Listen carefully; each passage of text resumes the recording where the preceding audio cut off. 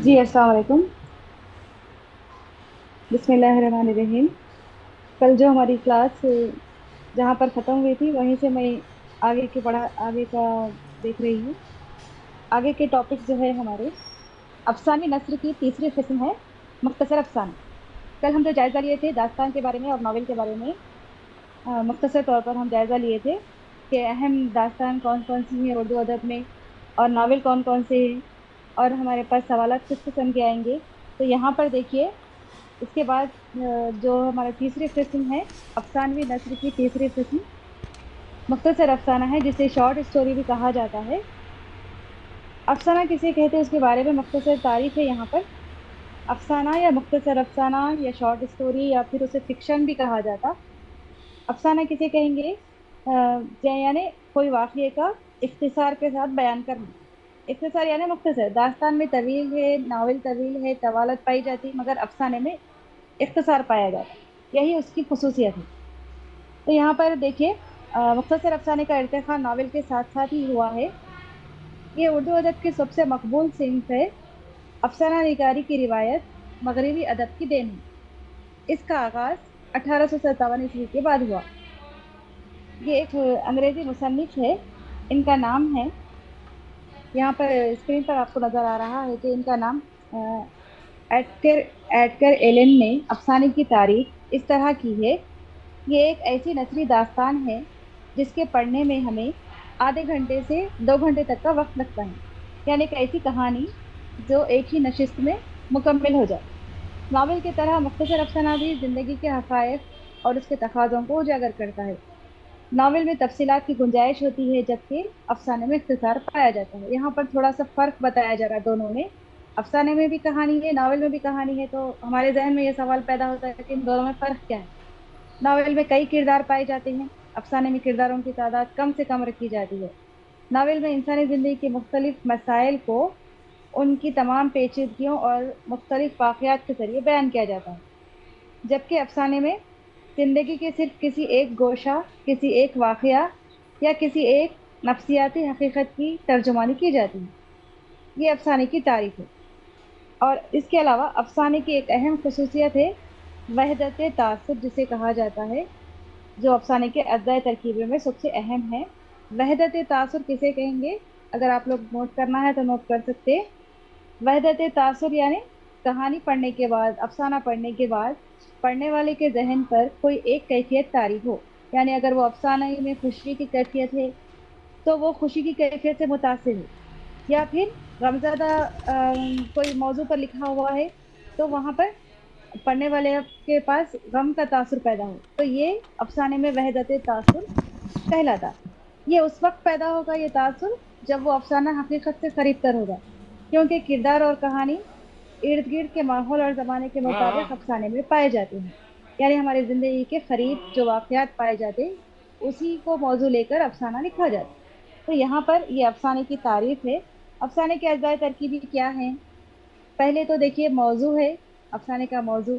और दूसरा प्लाट है। तीसरा किरदार है, मुकालिमे हैं, यानी जिसे हम डायलॉग कहेंगे।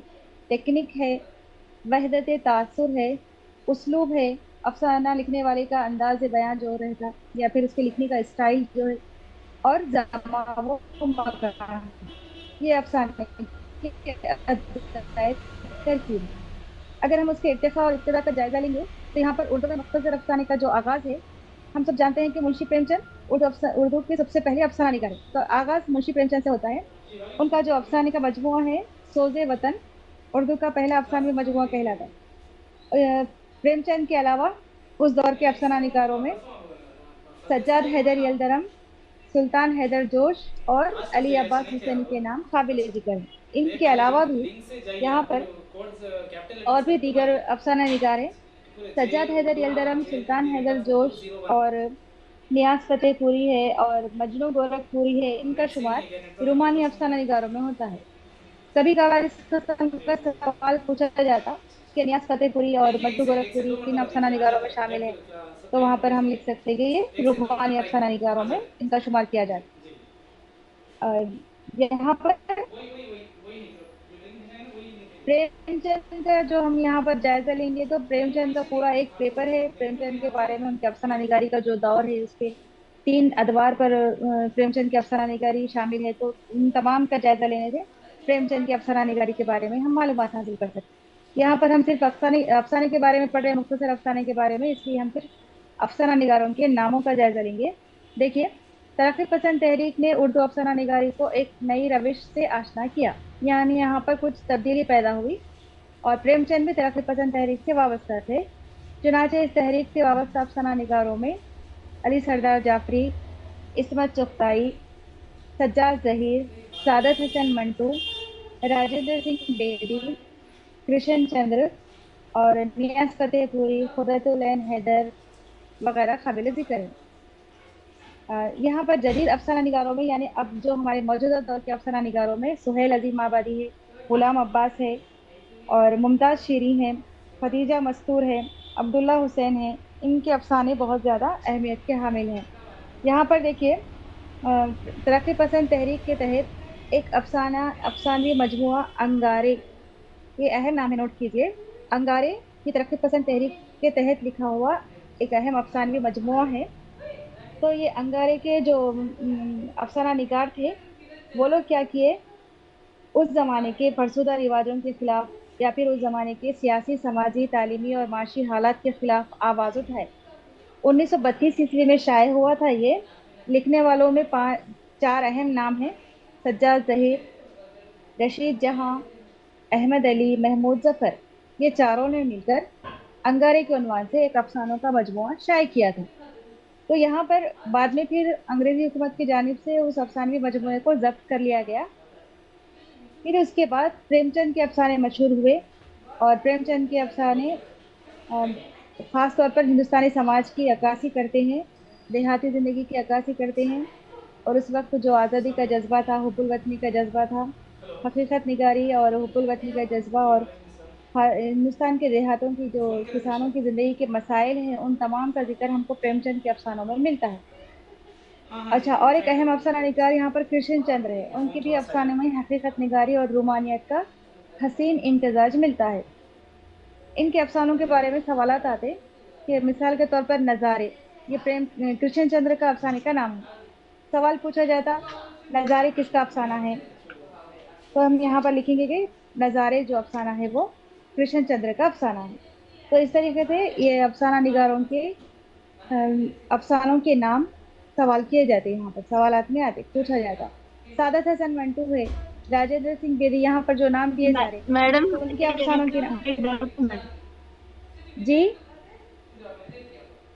एक जी डाउट बोलिए। है। अंगारे किसका है मैडम? अंगारे अंगारे लिखने किसका वालों में, अफसाना? अंगारे जो लिखे वो लिखने वालों में 4 अहम नाम हैं। चार चार लोग मिलकर ये अफसानवी मजमुआ शाये किए थे। 1932 ईस्वी में शाये किया गया था जी। और उसके लिखने वालों के नाम हैं सज्जाद जहीर, रशीद जहां, अहमद अली, महमूद जफर। इन चारों ने मिलकर जी। अंगारे के उन्वान से एक अफसानों का मजमुआ शाये किया। आमतौर पर रोमानी इनके अफसाने अफसाने निगार मैडम, जी। रोमानी अफसाना निगार बोले थे ना, कौन कौन से? रूमानी अफसाना निगारों में नियाज फतेहपुरी है, यहाँ पर नाम है देखिए, नियाज फतेहपुरी है, सुल्तान हैदर जोश है, सज्जाद हैदर यलदरम है और मजनू गोरखपुरी है। नियाज फतेहपुरी, सुल्तान हैदर जोश, सज्जाद हैदर यलदरम और मजनू गोरखपुरी, ये रूमानी अफसाना निगार माने जाते हैं। तो मैडम ये यहाँ पर पेपर में ये है ना देखिए, मैडम, वो जी इस हाँ, पेपर में आपको नोट्स जब मौजूद दिए, नहीं है मैडम वो। जी हाँ, आपको जब नोट्स दिए जाएंगे उसमें रहेगा। जी अभी तो अच्छी फिलहाल बात। क्लास के लिहाज से, क्लास के वक्त के लिहाज से मुख्तसर नोट तैयार किए गए आप लोगों के लिए। अभी आप पूरी क्लास सुन लीजिए, उसके बाद फिर आपको कुछ सवाल करना है तो कर सकते हैं आप। अफसाना किसे कहते हैं, उसकी तारीफ और उसकी अज्जा और अहम अफसाना निगार, अफसाना की इब्तिदा, यहाँ पर हम उसका जायजा लिए। मौजूदा दौर के अफसाना निगारों में नाम यहाँ पर शामिल किए गए। ठीक है, इसके बाद अफसाने के बाद बोलिए, हमारे पास चौथी किस्म कौन सी है? है ना, अफसाने में ख्याली रहता ना, मुख्तसर अफसाने में हकीकी रहता, ख्याली रहता किस्सा। एक मिनट, एक मिनट।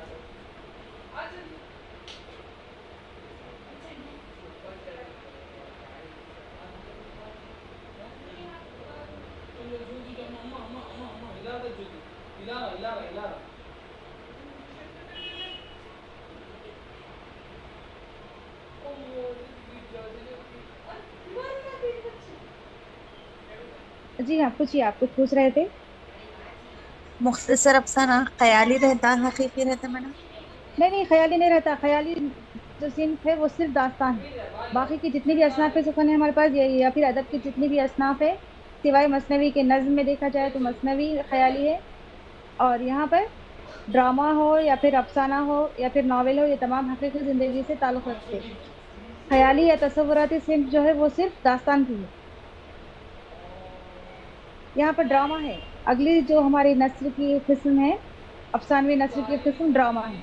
ड्रामा किसे कहते हैं? आपको स्क्रीन पे नजर आ रहा है ये? जी मैम। हाँ, तो देखिए यहाँ पर ड्रामा किसे कहेंगे। ड्रामा अदब के सबसे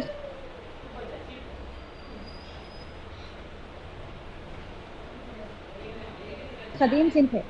यूनानी जबान के लड़के दिखाना है, इसको नाटक भी कहा जाता है। डॉक्टर कमर रईस के मुताबिक ये एक ऐसी सिन्फ अदब है जिसमें जिंदगी के हकायक वो मज़ाहिर को अशखास और मकालिमों के वसीले से अमलन पेश किया जाए। देखिए, अमलन यहाँ पर एक अहम लफ्ज है। अमलन यानी करके दिखाना, मुजाहिरा करके दिखाना, पेश करना। तो वो उसके लिए स्टेज की जरूरत होती है। बगैर स्टेज के ड्रामा पेश नहीं करते। ड्रामे का मौजू वही होता है जो नॉवेल का होता है, यानी ये दोनों भी जिंदगी के हकीकी वाकयात से मसाइल को पेश करते हैं। दोनों की कहानी किरदारों के जरिए मुकम्मल होती है। फर्क इतना है कि ड्रामे के किरदार बोलते चालते और काम करते हुए मुतहरिक नजर आते हैं, जबकि नावल के किरदार खामोश और गैर मुतहरिक होते हैं। ये ड्रामे और नावल में फर्क है तो दोनों भी कहानी, मगर नावल में कहानी सिर्फ लिखी जाती है, वहां पर जो किरदार है वो खामोश रहते।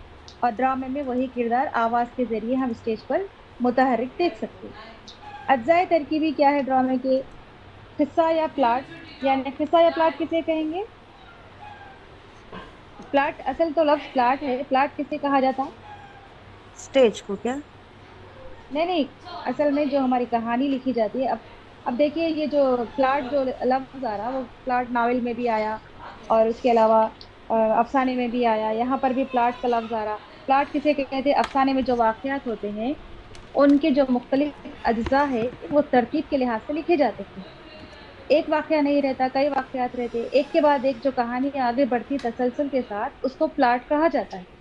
यानी अफसाने के जो तरतीब से वाकयात पेश किए जाते, एक दूसरे से जो जुड़े हुए रहते, वो कहानी पेश करने का जो अंदाज रहता उसको प्लाट कहा जाता। तो यहाँ पर ये, अब प्लाट जो है नावल की भी अहम जुज है, अफसाने का भी अहम जुज है, और ड्रामे का भी अहम जुज है। तो यहाँ पर ड्रामे के अज्जा में भी क्या है? यहाँ पर प्लाट है, किरदार है यानी कैरेक्टर्स जो रहते हैं, और मुकालमा है, डायलॉग्स, बातचीत जो होती। और अफसाने ड्रामे का एक मरकजी ख्याल होता है, मंजर निगारी, यानी जिस किस्म की ड्रामा लिखा जा रहा है उस हिसाब से स्टेज पर मंजर निगारी पेश की जाती है, चाहे वो शहर का हो या देहाती हो या फिर कोई भी मौजू से मुताल्लिक हो। और उसके अलावा छठवां जो है वो कश्मकश या तसादम, यानी ड्रामे में कोई सस्पेंस पैदा किया जाता, खैर की फतह बताई जाती है, शर की शिकस्त बताई जाती है यहाँ पर। और जैसे अच्छाई की जीत होती है, बुराई का इख्तिताम होता है, तो यहाँ पर ये जो कश्मकश के तसादुम है ये ड्रामे में सस्पेंस पैदा करता है। तो ये अज्जाए तरकीबी ड्रामा लिखने वालों के लिए जरूरी है, तभी क्या है, देखने वालों की दिलचस्पी, ड्रामा जो देखने वाले रहते, नाजरीन जिन्हें कहा जाता, वो लोगों की दिलचस्पी बरकरार रहती ड्रामे में। अच्छा, ड्रामे के अकसाम भी हैं। अलमिया है, तरबिया है, अलम तरबिया है, फारसी है, ओपेरा है, एक बाबी ड्रामा है, रेडियो ड्रामे हैं, टीवी ड्रामे वगैरह। तो इससे पहले सवाल आया था कि ड्रामे के अकसाम जो है उसमें थोड़ा सा तारीफ आप पूछ रहे थे आप लोग, तो यहाँ पर मैं बताना चाह रही हूँ कि ड्रामे के जो अकसाम है, अलमिया यानी जिसमें गम का अवसर पाया जाता, और तरबिया यानी जिसमें कॉमेडी यानी खुशी का अंसर पाया जाता। और अलम तरबिया यानी दोनों किस्म के वहाँ पर हमको तासुरात मिलते। और उसके अलावा यहाँ पर उसके बाद का है फारसी और ओपेरा वगैरह। तो देखिए, फारस है असल तो वो लफ्ज। फारस के माने ड्रामे। इस ड्रामे का मकसद क्या रहता है? सस्ती तफरीह मुहैया करना होता है। यानी इसमें ज्यादा मज़े के खैज वाकयात पर मुश्तमिल होता है, हंसी मिजाह का अंसर उस पर शामिल होता है। ओपेरा यानी, ये एक कभी कभार इस किस्म का सवाल पूछा जाता है कि ओपेरा ड्रामा किसे कहते हैं। ओपेरा ड्रामा जो है वो मंजूम ड्रामा होता है, यानी नज्म की शक्ल में लिखा जाता है। उसकी तख्लीक के लिए ड्रामा निगार को शायरी से वाकिफ होना जरूरी होता है। ओपेरा किसे कहेंगे? हम मंजूम ड्रामे को कहेंगे। और यहाँ पर ये ओपेरा की किस्म बहुत मशहूर भी हुई थी। खासतौर पर ये मजहबी ड्रामे जो लिखे जाते उसमें इस किस्म का ड्रामा ओपेरा इस्तेमाल होता था। और एक ड्रामे की किस्म है एक बाबी ड्रामा। एक बाबी ड्रामा किसे कहते हैं? इसमें मरकजी ख्याल को सबसे ज्यादा अहमियत होती। और प्लाट के तमाम वाकयात मरकजी ख्याल से वाबस्ता होते हैं। इसका प्लाट मुख्तसर होता है, किरदारों की तादाद भी कम होती है, और वह वाकयात में वहदत होती है जो तासुर में शिद्दत पैदा करती है। अब चूंकि ड्रामों का दौर नहीं रहा, इस वजह से हमको ये ड्रामों की अक़साम समझने में मुश्किल पैदा होती है। ये ड्रामे जो लिखे गए हमारे पास उर्दू अदब से ज़्यादा अंग्रेज़ी अदब और दीगर दुनिया के दीगर ज़बानों के अदब में ड्रामे बहुत ज़्यादा लिखे गए। शेक्सपियर के और बर्नार्ड शॉ के ड्रामे भी मशहूर हैं। हिंदी में भी, संस्कृत जबान में भी कालिदास के ड्रामे शकुंतला वगैरह आज भी बहुत शोहरत रखते हैं। उर्दू में जो ड्रामा निगारी का आगाज हुआ वो 19वीं सदी में हुआ। वाजिद अली शाह जो लखनऊ के नवाब थे, उनका एक ड्रामा है राधा कन्हैया, 1843 ईस्वी में लिखा गया।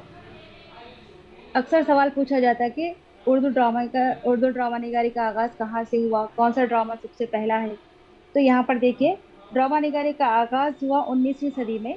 वाजिद अली शाह का ड्रामा, नवाब वाजिद अली शाह है ये, उनका ड्रामा राधा कन्हैया 1843 ईस्वी में लिखा गया था। और इसको स्टेज पर पेश भी किया गया था। इसके बाद अमानत लखनवी का ड्रामा इंद्र सभा जो 1852 ईस्वी में लिखा गया, वो काफी मकबूल हुआ। अगर सवाल पूछा जाए कि उर्दू का सबसे पहला ड्रामा कौन सा है, बाकायदा कौन सा सबसे पहला ड्रामा है, तो आप जवाब वहां पर लिखेंगे कि अमानत लखनवी का ड्रामा इंद्र सभा है। आगाज कब हुआ, आगाज का ड्रामा कौन सा है, तो वहां पर जवाब आएगा कि राधा कन्हैया। कौन लिखे थे? वो नवाब वाजिद अली शाह। अच्छा, इसके अलावा आगा हशर काश्मीरी, ये बहुत अहम नाम है। आगा हशर काश्मीरी, तो इनके ड्रामे बहुत मशहूर हैं, जिनमें यहूदी की लड़की, आँख का नशा, मुरीद शक, मारे आस्तीन, असीर हिर्स वगैरह, ये क्या है? ये ड्रामे आगा हशर काश्मीरी के हैं। सबसे मशहूर और अहम ड्रामा जिसके बारे में बार बार सवाल आता, सैयद इम्तियाज अली ताज का ड्रामा है अनारकली। कब लिखा गया? 1922 ईस्वी में लिखा गया और 1932 ईस्वी में स्टेज पर पेश किया गया। सैयद इम्तियाज अली ताज का ड्रामा है, अनारकली नाम है ड्रामे का। और 1922 ईस्वी में लिखा गया था और 1932 ईस्वी में इसको स्टेज पर पेश किया गया था। अच्छा, ये तो आज़ादी से पहले के है। आज़ादी के बाद जो अंजुमन तरक्की पसंद मुसन्निफिन की हमारे पास, जो लोग तरक्की पसंद तहरीक से वाबस्ता ड्रामा निगार हैं, उनमें ख्वाजा अहमद अब्बास है, अली सरदार जाफरी है, बलराज साहिनी है, इस्मत चुगताई, ये लोग क्या किए? अहम अहम ड्रामे पेश किए। और उस दौर में नशरी ड्रामे को फरोग हासिल हुआ। नशरी ड्रामा किसे कहते हैं? यानी रेडियो पे जो ड्रामा पेश किया जाता उसे नशरी ड्रामा कहा जाता। नशरी ड्रामे को इस वजह से भी ज्यादा मकबूलियत हासिल हुई कि इसमें सिर्फ सुनने की चीज होती है। यहाँ पर स्टेज ड्रामा, किरदार वगैरह, ये तमाम चीजों की हरकत की जरूरत नहीं है।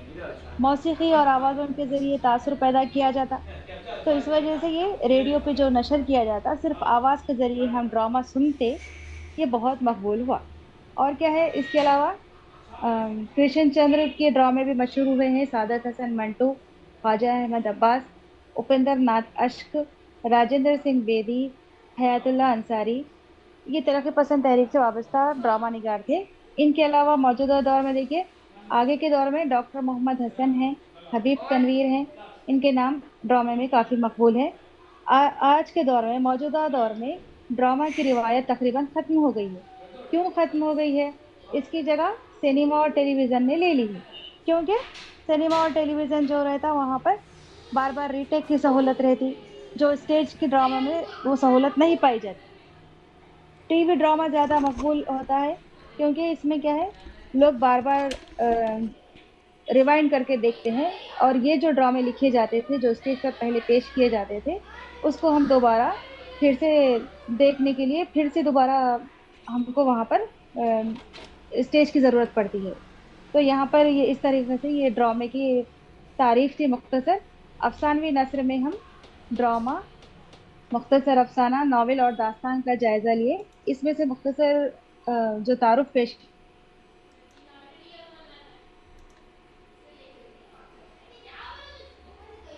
किया गया, अहम अहम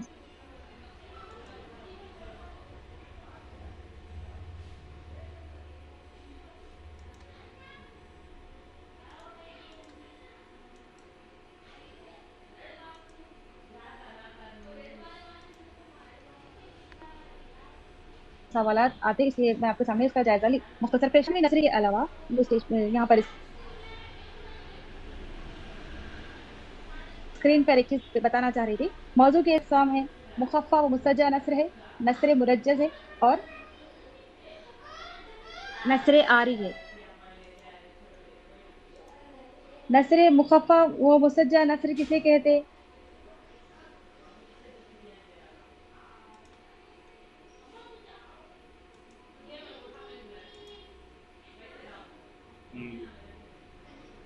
मुखफ़्फ़ा व मुसज्जा नस्र किसे कहेंगे? वो नस्र जिसके हर फिक्रे के आखिरी कलिमात काफिये पर खत्म होते हों, वो नस्र मुखफ़्फ़ा कहलाती है। जिस नस्र के दोनों फिक्रों के अल्फाज इबारत को सजाने के ख्याल से मसावी रखे गए हों, नस्र मुसज्जा कहलाती है। तो कभी कभार इस किस्म का सवाल आता है कि ये नस्र मुसज्जा और मुखफ़्फ़ा कब लिखी जाती थी, तो हम वहां पर जवाब में लिखेंगे कि ये कदीम दौर में लिखी जाती थी। 1857 के इनकलाब से कब्ल के नस्र निगार इस तरह की नस्र लिखा करते थे। मिसाल क्या है?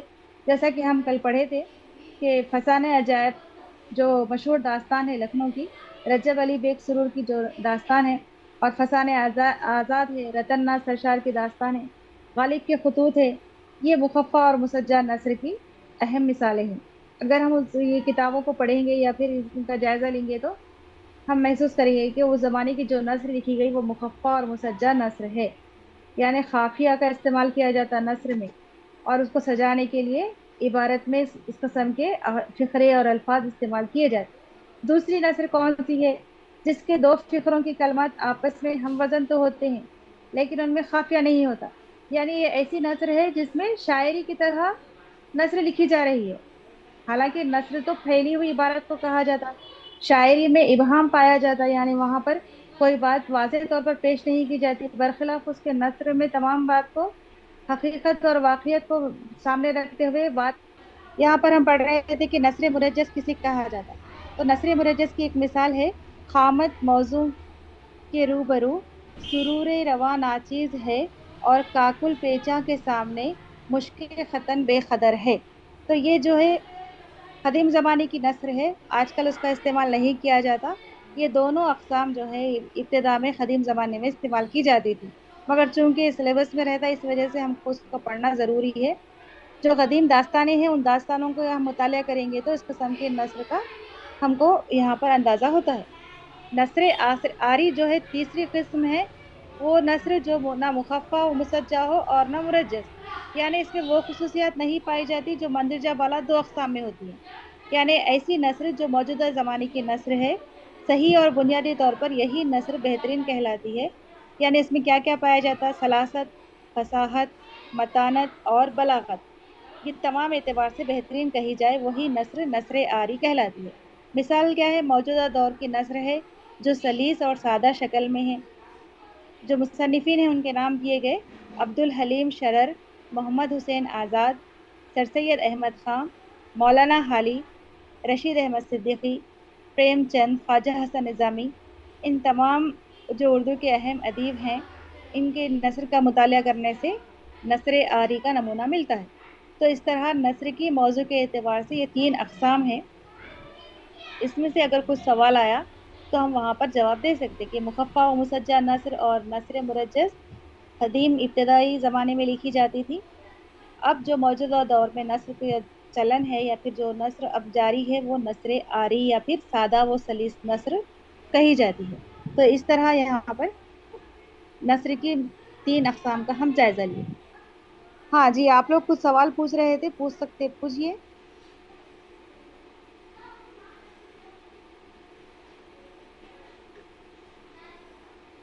आप लोग कुछ सवाल पूछ रहे थे ना। मुकफ्फा और मुसज्जा का एक बार डेफिनेशन बोलिए ना मैम। जी, मुखफ़्फ़ा और मुसज्जा नस्र का, एक जी। मिनट। जी। मुखफ़्फ़ा व मुसज्जा नस्र किसे कहेंगे?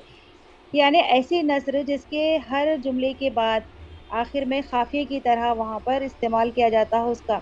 कैसे? यहाँ पर मिसालें हैं। अगर हम ये फसाने अजायब और फसाने आज़ाद और गालिब के खुतूत का मुताला करेंगे तो यहाँ पर उस नस्र का हमको मुताला का अंदाजा होगा। मिसाल के तौर पर मैं आपके सामने नस्र का एक जुमला पढ़ के सुनाऊंगी। देखिए, ये फसाने अजायब का जुमला है। रुए यार आयने दार दरमिया है, फलक बरसरे इम्तिहा है। दो जुमले अलग अलग है। रूए यार आयने दार दरमिया है, फलक बरसरे इम्तिहा है। तो दरमिया, इम्तिहा, ये जो है वो खाफिए है। तो ये इसी वजह से इसको नसर मुखफ़्फ़ा कहा जाता। मुखफ़्फ़ा और मुसज्जा मिला के बात कर रहे हैं हम यहाँ पर। तो यहाँ पर देखिए, ये जो रिवायत थी वो रिवायत इब्तदाई ज़माने में यहाँ पर अपने नस्र को या फिर इबारत को सजाने के लिए इस किस्म के जुमले इस्तेमाल किए जाते थे। चाहे वो दास्तानें हो या फिर इस किस्म के जो भी नस्र लिखी जाती थी। खुतूत, गालिब के खुतूत का भी हम वहां पर मिसाल ले सकते कि उनकी भी जो नस्र थी वो मुखफ़्फ़ा और मुसज्जा नस्र थी। आखिर में जो शायरी की तरह अल्फाज इस्तेमाल किए जा रहे, काफिया वहां पर इस्तेमाल किया जा रहा, दरमिया, इम्तिहा, तो वो मुखफ़्फ़ा और मुसज्जा नस्र कहलाएंगे। तो यहाँ पर ये नस्र मुखफ़्फ़ा और मुसज्जा दो मिला के हम यहाँ पर बता रहे कि कदीम तर्ज तहरीर के नमूने हैं वो। अब जो फिलहाल नस्र चल रही है वो नस्र सादा व सलीस है, जो ना मुखफ़्फ़ा और मुसज्जा होती है और ना मुरज्जज। यानी उसमें उस किस्म की खसूसियात नहीं पाई जाती।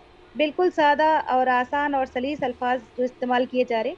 आम तहरीर जो अब लिखी जा रही है, जो सर सैयद अहमद खान की तहरीरों में, मोहम्मद हुसैन आज़ाद की तहरीरों में, रशीद अहमद सिद्दीकी या प्रेमचंद के अफसानों वगैरह में हमको नजर आती, हम उसमें नस्र आरी या सादा सलीस नस्र की मिसाल या उसका नमूना देख सकते हैं। यही नस्र को ज्यादा मकबूलियत हासिल है हजरत। और एक बात ये बताना था कि यहाँ पर कल जो मैं 1045 हिजरी लिखने के बजाय वहां पर तारीख गलत हो गई थी, कोई वहां पर निशानदेही करे तो शुक्रिया। अ, गड़बड़ में थोड़ी सी मैं सही नहीं लिख सकी।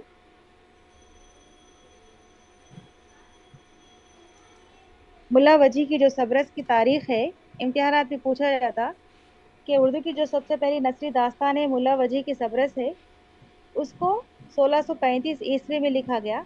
कभी कभार हिजरी की तारीख भी पूछी जाती तो वहां पर हम लिखेंगे 1045 हिजरी, 1045 हिजरी में पूछा गया तो, और ईस्वी में पूछा गया तो 1635 ईस्वी।